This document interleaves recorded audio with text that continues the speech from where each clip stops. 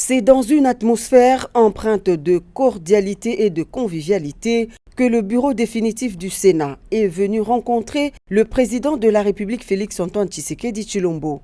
Comme il est de coutume et dans le respect de la Constitution, il était question pour l'équipe dirigée par l'honorable Jean-Michel Samaloukonde de présenter ses civilités au garant de la nation, mais aussi le remercier pour son accompagnement dans le bon fonctionnement de la Chambre haute du Parlement. Occasion pour le Sénat, à travers son bureau, de réaffirmer son engagement à accompagner la vision du chef de l'État dans tous les axes prioritaires de son action à la tête du pays. Nous avons eu à lui faire rapport de ce qui a déjà été fait depuis l'installation de ce bureau.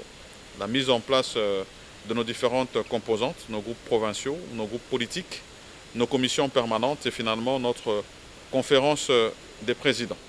Et nous sommes engagés dans un travail pour d'abord le bien-être de nos populations, parce que c'est ça son premier engagement, mais au-delà de ça, aussi pour le rayonnement de notre chambre qui est le Sénat, autant constitué des sénateurs que de son administration. Nous avons également échangé sur les questions sécuritaires, parce que dans son essence, le Sénat a aussi un rôle d'accompagnement du point de vue diplomatique, et donc l'engagement qui est attendu de nos populations de la paix et de la sécurité, particulièrement à l'est de la République démocratique du Congo. Il sied de relever l'importance d'un partenariat solide entre la première institution du pays avec le pouvoir législatif. Loin de faire le bilan depuis son installation le 12 août dernier, le Sénat, qui joue un rôle crucial dans l'élaboration des lois et le contrôle de l'action gouvernementale, poursuit sans désemparer la session en cours, essentiellement budgétaire. En termes de bilan, nous avons été installés comme bureau depuis le mois d'août. Cette session est essentiellement budgétaire.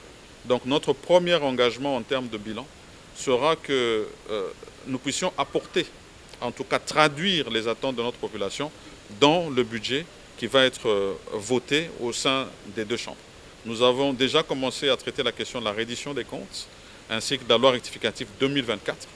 Et avant que nous ayons atteint la fin de la session, bien sûr, nous allons traiter la question du budget 2025. Les 7 membres du bureau du Sénat ont quitté la cité de l'Union africaine avec la ferme intention d'orienter leurs actions dans le sens de traduire les engagements pris devant le président de la République en actions concrètes dans l'intérêt du peuple congolais.